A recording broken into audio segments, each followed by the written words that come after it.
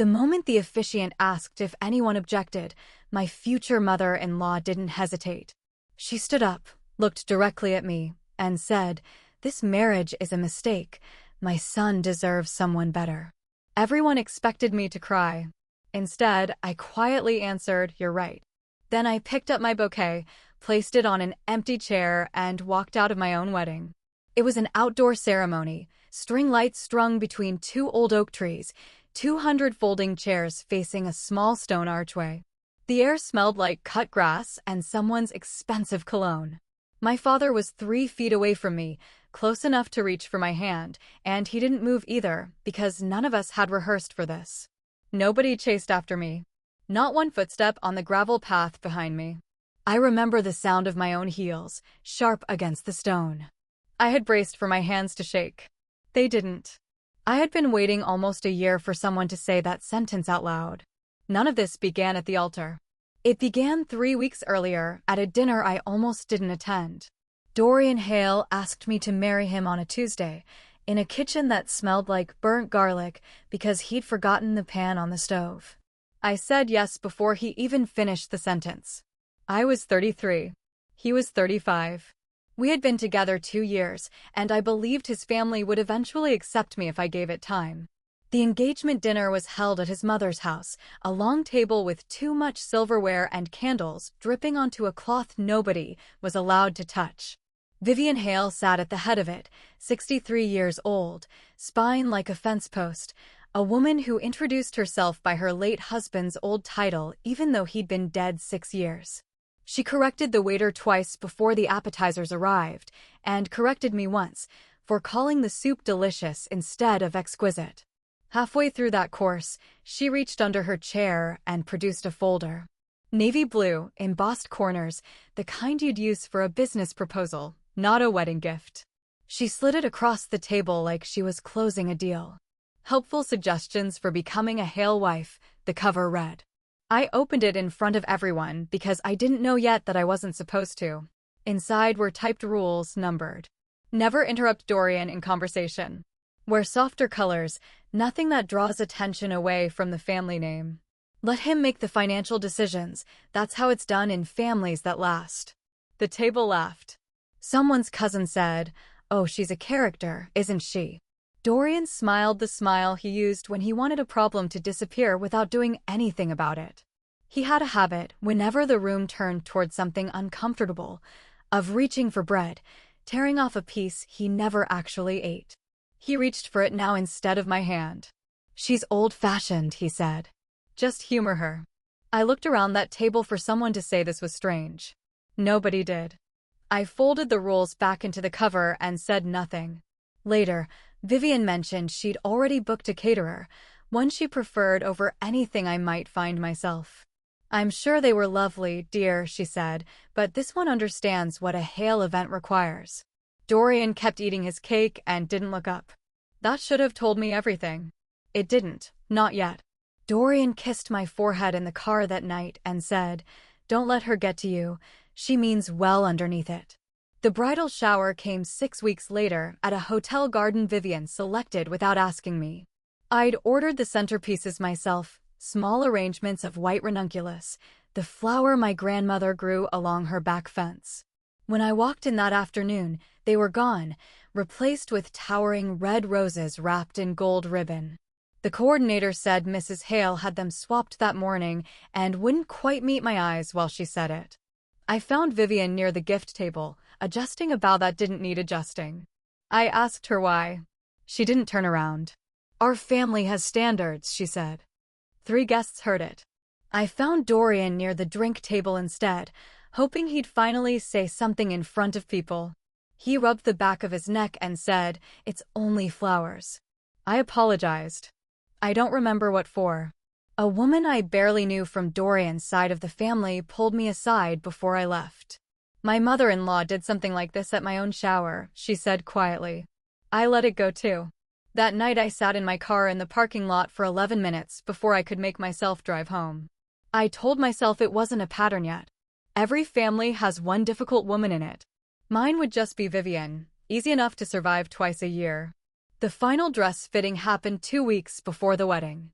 Vivian came uninvited, sat by the fitting room, and told the seamstress the neckline needed to be raised, that a Hale bride shouldn't show that much collarbone. The seamstress looked at me for confirmation before touching a single pin. I said, "Leave it as it is." Vivian said nothing further, but she left before the fitting finished, and I understood, watching her go, that silence from her had never once meant agreement. It became impossible to call it anything but a pattern on the morning of the wedding. I was in the bridal suite, half-dressed, when Vivian came in under the excuse of helping the stylist with my hair. The stylist stepped away to answer a call. Vivian's hand closed around my wrist before I even registered she'd crossed the room. She unclasped the bracelet I was wearing, thin and worn gold, engraved with initials that weren't mine because it had belonged to my grandmother, the only piece of her I had with me that day. She replaced it with a diamond bracelet pulled from a small box in her purse. "Now you actually look like a Hale," she said, fastening the clasp herself, her fingers cold against my skin, her eyes finding mine in the mirror instead of looking at me directly. The photographer, wandering in early for candid shots, caught the exact moment the old bracelet left my wrist. My face in that photograph doesn't show anything at all. I had already learned, by then, how to keep my face from showing anything. Dorian was waiting in the hallway when I came out. He must have known where the bracelet had gone, because his mother reported every small victory to him within the hour. He said nothing about it. He kissed my forehead and told me I looked beautiful.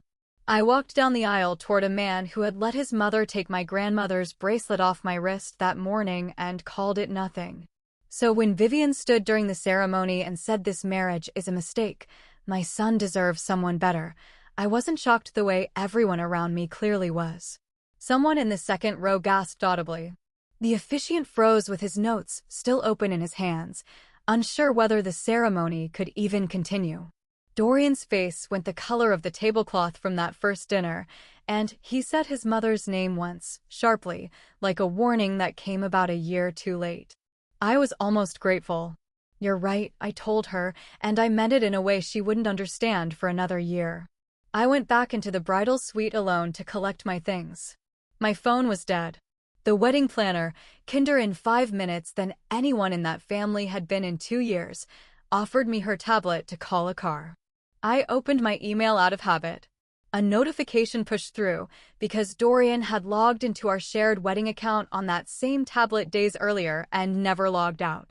It was a message from Vivian to Dorian, sent 2 weeks before the ceremony. "Once the wedding is legal, she'll sign the post-marital property agreement," it read. "After that, we'll slowly move her out of the company. She won't even realize what's happening." Forwarded into the same thread was an email from the family's corporate secretary, the one who handled the Hale business filings, with a draft PDF attached.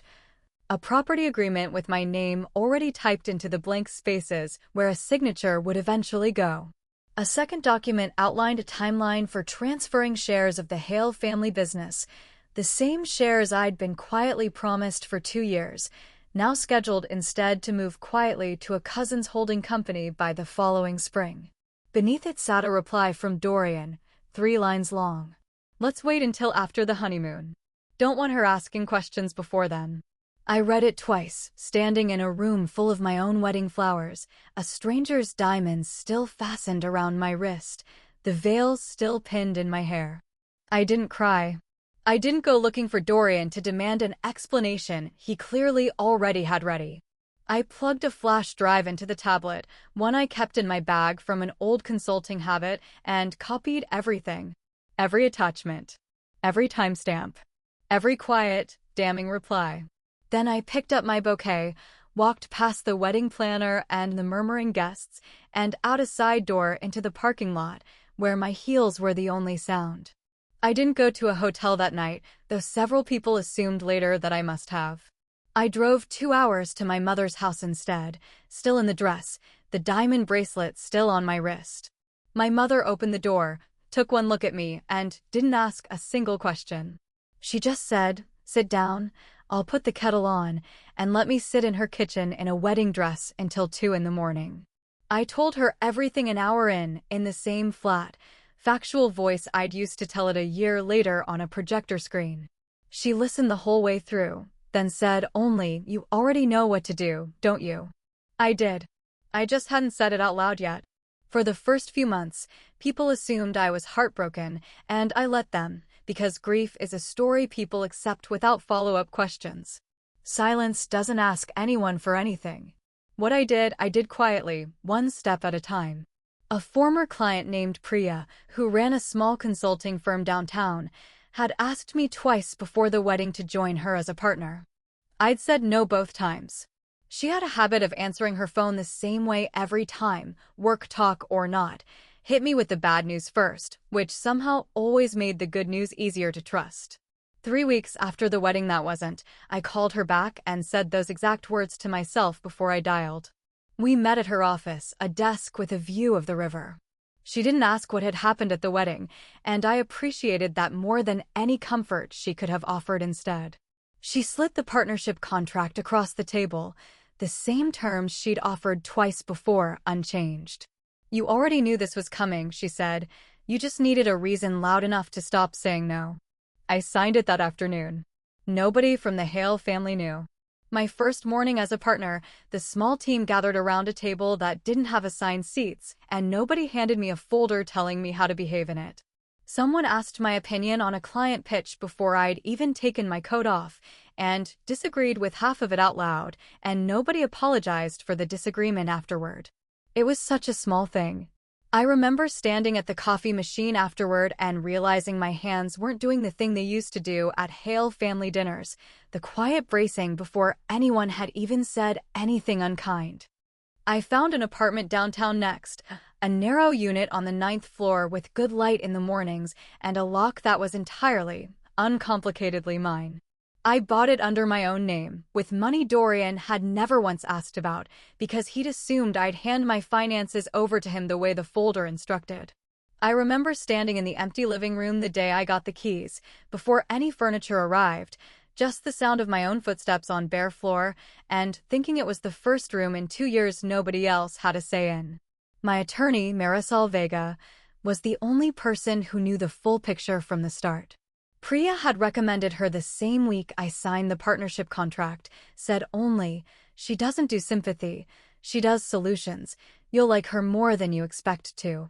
She kept a cup of colorful fountain pens on her desk like other people kept family photographs, and she had a habit of pouring tea for every client before they signed anything significant, whether they wanted it or not.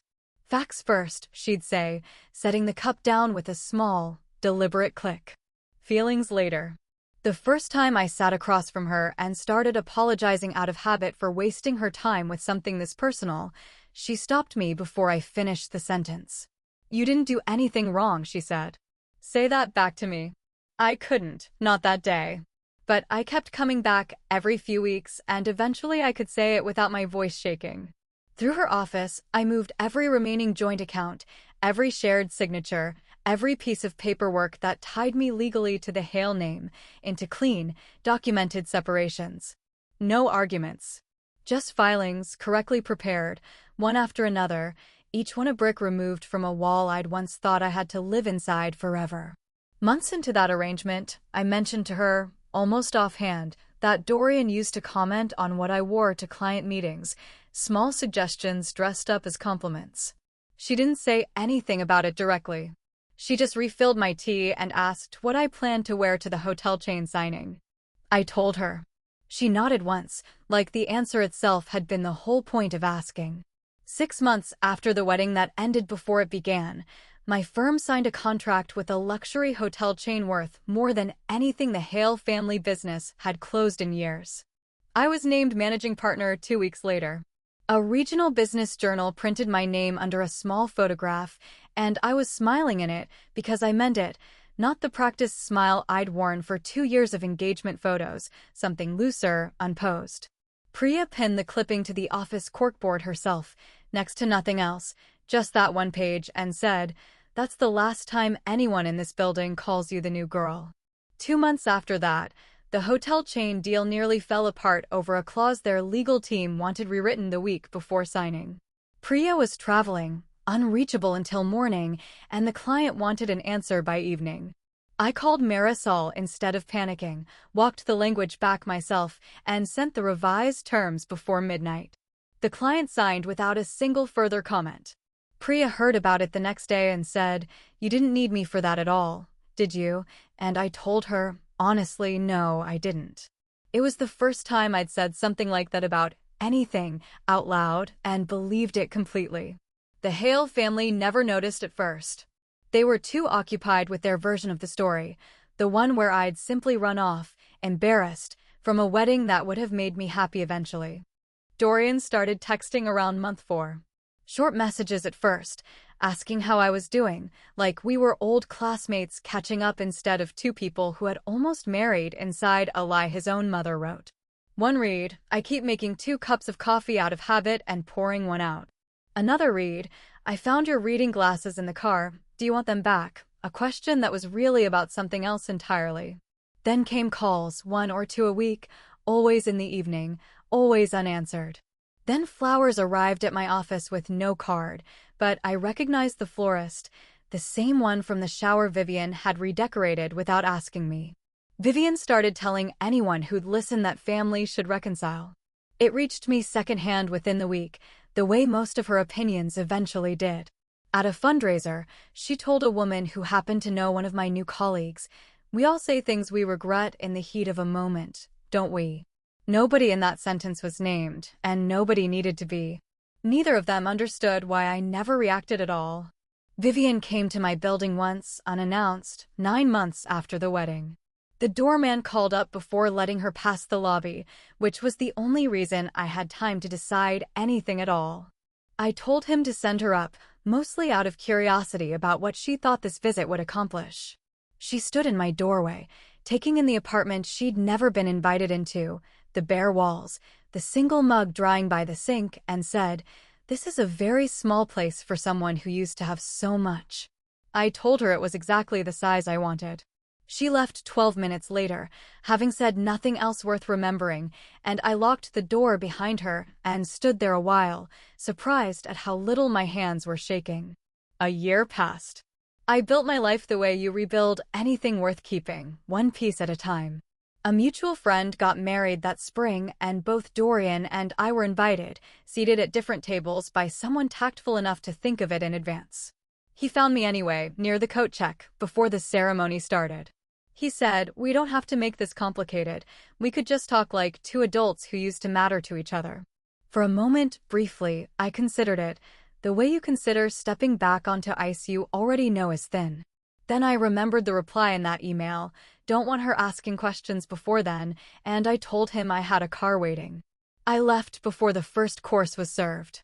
I don't regret missing the cake. I remember sitting in the car afterward for a moment before starting the engine, checking whether I felt anything close to regret and finding only the small, steady relief of having already answered a question before it was fully asked. The charity gala came around the same time of year the wedding invitations once had. Over 250 guests, business leaders, reporters working the room for quotes. The Hale family had sponsored the event for years, their name printed on the program in the same typeface every season. My firm was a co-sponsor that particular year, an overlap nobody had planned and nobody could have avoided without months of advance notice. As a co-sponsor, I was scheduled to say a few words from the podium later that evening, which meant the technician already had my laptop connected and ready before the program even started. I wore green that night, a deep, deliberate green. I remembered the line in that folder about softer colors, and I chose it on purpose, the way you'd choose a word in an argument you weren't planning to lose. Marisol was seated 2 tables away that evening, there for her firm's own sponsor obligations, nothing to do with me at all. She caught my eye once before any of it started and lifted her water glass an inch off the table, a small, private gesture that meant she'd noticed I looked steady and wanted me to know it. I saw Vivian before she saw me. She found me near the dessert table, smiling the smile she used for photographs. "I always hoped she'd come back and admit she made a mistake," she said, loud enough that 3 conversations near us went quiet. Dorian stepped closer, close enough that I caught the same cologne from our wedding day. He was doing the thing he always did when he was nervous, tapping 2 fingers against his leg like he was counting something only he could hear. "Let's stop embarrassing ourselves," he said. The technician switched the feed to my laptop, already connected from earlier, when I told him I wanted to show something relevant to the evening's sponsors before my remarks. The email thread filled the screen behind us, far larger than any of us expected to see it. Vivian's message about the property agreement. The draft with my name typed into the signature line. Dorian's reply about waiting until after the honeymoon. Timestamps, dated days before our wedding, unmistakably before. I didn't accuse anyone of anything. I let the timestamps speak. The gala host lowered his microphone without being asked. The chairman of the board took off his reading glasses and read the screen twice, his mouth moving slightly around the words. A board member near the front said, "Quiet, but not quiet enough. These dates are from before the wedding." A reporter photographed the screen, her flash briefly lighting the room. Dorian's business partner took 2 visible steps away from him, as if proximity itself had suddenly become a liability. Vivian tried once, her voice thinner than I'd ever heard it. "Those messages lack context," she said. Marisol, standing near the sponsor table for entirely unrelated reasons, answered without raising her voice at all. "The metadata was verified," she said, and set down her tea with that same small, deliberate click. Nobody spoke for a long moment. Then the room filled back up with conversation, quieter now, angled away from the Hale family instead of toward them. Nobody shouted. People simply stopped standing beside them. Within a week, 2 of their largest sponsors withdrew from the family foundation. Within a month, 3 board positions the Hale name had held for over a decade disappeared from committee rosters without announcement. Their reputation didn't collapse all at once. It eroded, slowly enough that by the time you notice it's gone, it's already been gone for weeks. Months after the gala, Dorian asked to meet. A single text with a time and a place and nothing else. A small riverside cafe, mismatched chairs, a menu written by hand on a chalkboard behind the counter. No lawyers. No audience. Just him, both hands wrapped around a coffee cup he never once drank from, the same nervous tapping against the table leg he'd had since the night I first met his mother. He admitted it, without me having to ask. He said he should have stopped his mother years earlier, long before the folder, long before the roses, long before the bracelet. He said he used to tell himself that staying quiet was the same thing as keeping the peace, and that he only understood the difference after he'd already lost the chance to prove it. He said he'd started seeing someone, a counselor his business partner recommended after the gala, and that most of their sessions somehow circled back to his mother's voice inside his own head, giving him permission not to act. He said, quietly, "We can start over, if you'll let us." I let the sentence sit there for a moment. Before I could answer at all, the door opened and Vivian walked in.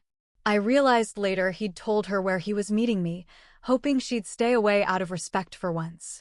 She hadn't. She sat down without being invited and said, "This never would have happened if you had simply respected our family from the beginning," looking at me the exact same way she had over the roses I never chose. Dorian looked at his mother, and for the first time in 2 years, he said, "Please stop." It was the first time. It was also too late for it to matter to me. I stood up. I reached into my coat pocket and set down the only piece I'd kept from that wedding day, a narrow ribbon from my bouquet, worn soft from a year of being carried folded in my wallet without either of them knowing it existed. "You were right," I told Vivian, meeting her eyes directly for what felt like the first time since the ceremony itself. That marriage was a mistake. Walking away wasn't. I left without waiting to see either of their faces. Neither of them followed. My heels were the only sound on the pavement, the same rhythm they'd had the day I walked out of my own wedding. The ribbon stayed on the table behind me. It once stood for everything I was expected to accept without question. Now it just stands for the door I walked through, and the fact that I never asked anyone's permission to open it. So here's what I want to ask you. How many rules would you have followed before you noticed you were disappearing? And if someone handed you that folder today at your own engagement dinner, would you laugh along with the table? Or would you already know exactly which sentence was your cue to stand up and leave? If this story meant something to you, Tell me in the comments where you'd have drawn your own line. And if you want more stories like this one, hit like and subscribe, because there are more women out there who walked out of rooms that never deserved them, and I want to tell their stories next.